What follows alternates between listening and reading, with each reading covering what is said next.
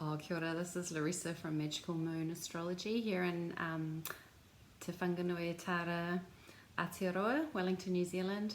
I'm here to do the latest astrology report, just to give you some insight into what's happening with the planets at the moment. So basically, for the last 3 weeks, we've been experiencing what we call Mercury retrograde.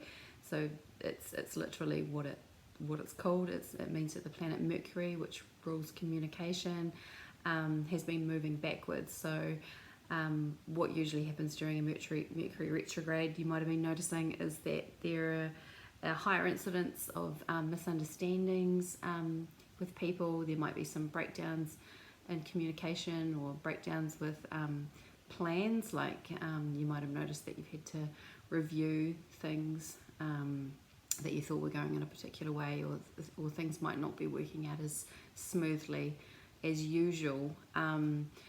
The good thing about a Mercury retrograde, though, is it gives us an opportunity to reflect and to edit and to just really go over details and just to make sure that things are exactly as we want them to be. So it's really a time of kind of paying closer attention. It's more of a perhaps creative and introspective, introverted time. So hopefully you've been able to embrace that kind of energy and enjoy it.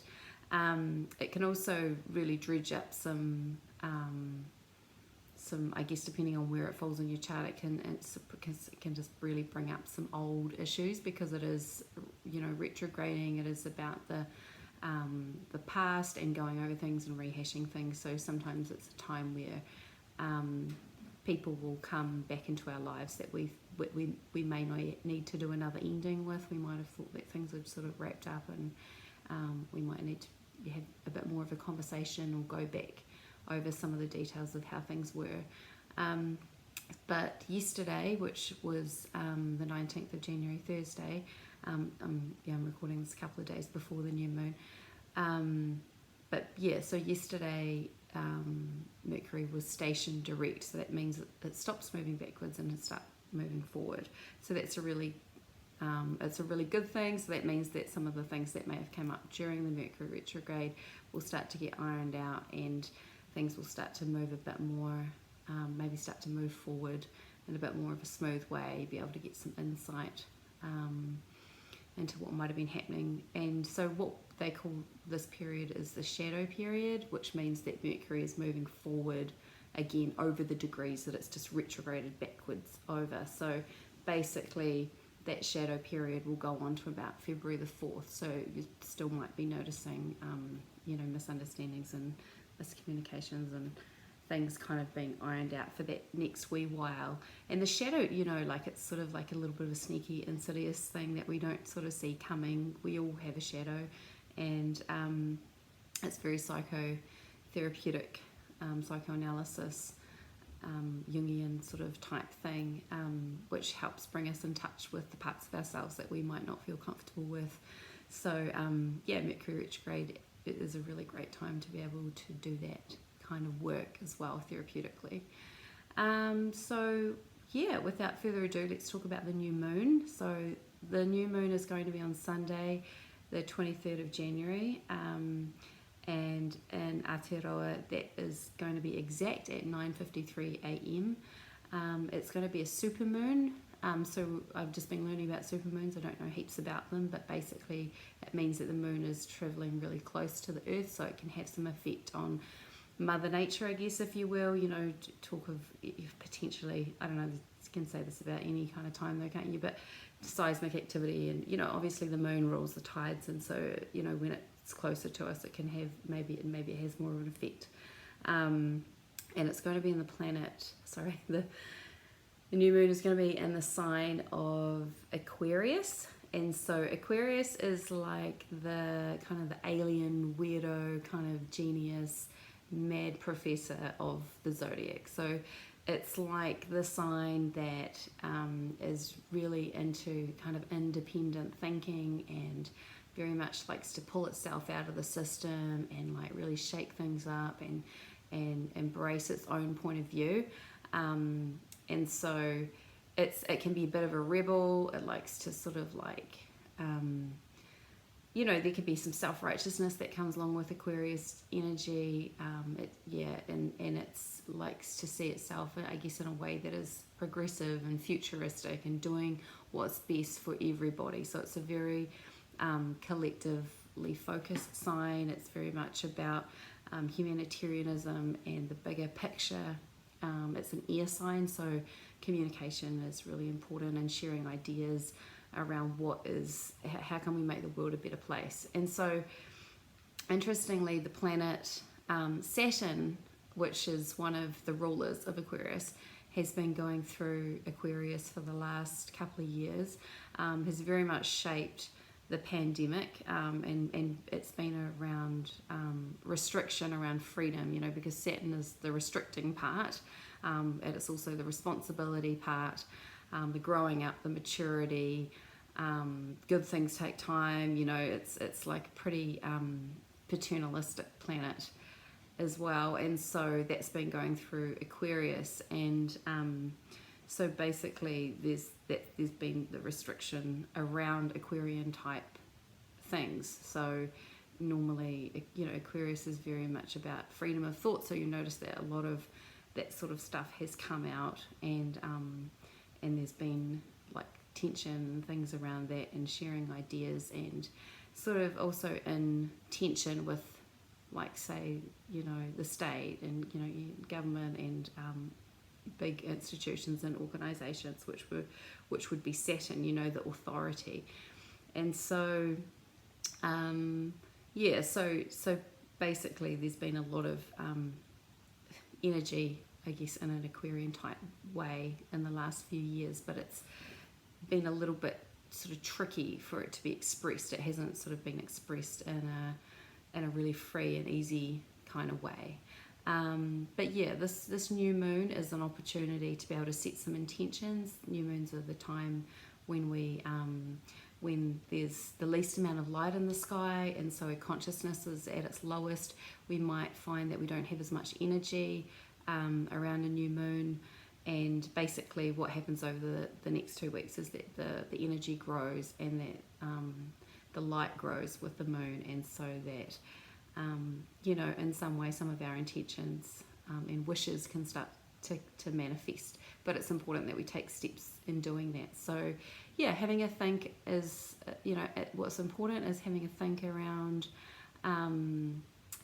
what is it that you might be able to do, what's your vision for the year, in a way that you're able to contribute to humanity and society and the world that you want to create. So Aquarian energy is very visionary. It's bigger picture. It's the sign that wants to make the world a better place in a very intentional, conscious way. Like, that's what it believes that it's here to do. And so now is the time to be setting those intentions for yourself, remembering that we're part of a bigger collective, that everything that we do has an impact on other people, and that this is an opportunity to be able to recognize our own interdependence, and put that at the fore, and come up with some strategies around how we're going to achieve that. And we all have our own different ideas of what the right way to do that is. Like, there's no right or wrong. We have different values, and that's the thing about Aquarius, is that because it's ruled by Saturn as well, it can feel like, what's one of its rulers, it can feel like it's right, like it's the authority on a particular way of thinking about things, like it knows what's best for everybody. And that is in a way can be sort of some of the shadowy parts of Aquarius. And so like I said, it can get into that self-righteousness. So just trying to take a step back and recognize, I guess it's like bring some Gemini vibes into it. Stay curious, stay open, stay dexterous, flexible. A lot of the planets are in fixed signs at the moment, which can lend itself to like quite rigid thinking, but determination and being able to just plod on and just keep going. The other thing about this new moon is that it's right next to Pluto.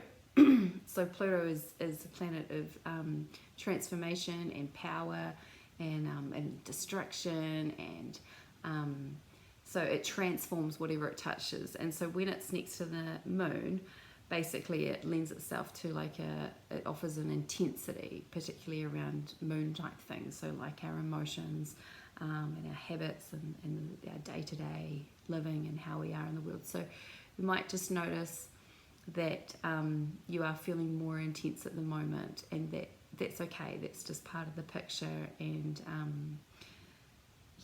and I guess Pluto still being in Capricorn, you know, that intensity may take the shape of issues around institutions or government or authority and things like that in relation to Aquarian type things, because the new moon is in Aquarius, and so it might be around your freedom or your independent thinking, or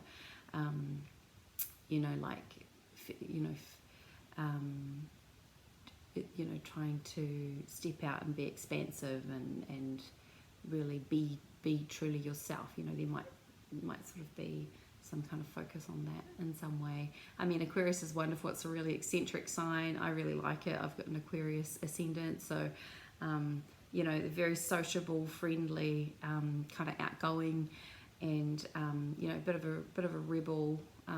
Likes to be out of the box, and probably has a bit of a love affair with being unique and different, and things like that. So like, just roll with it. Like, have some fun with that.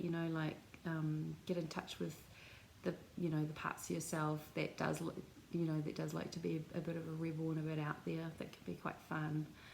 And so a few hours after the new moon, the planet Uranus, which is one of the other rulers of Aquarius, depending on what astrology school of thought you're into, and that's going to be moving forward in the sign of Taurus. And so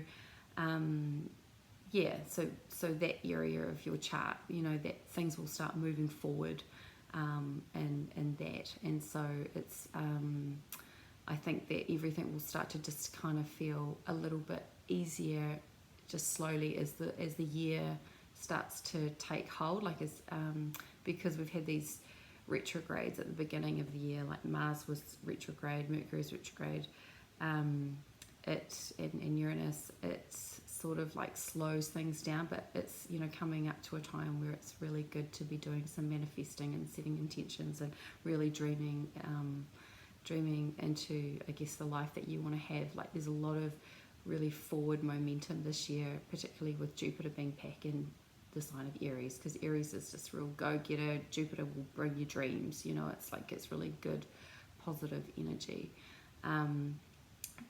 So basically, it's a time to think about how we can give back, and that we remembering that we're part of a wider collective, and that's a really cool, a really great thing, actually. So anyway, that's my wee update. I'll be back in a couple of weeks to do the full moon, which will be in Leo, which is exciting. Leo is fun, so that'll be really cool. All right, ka kite.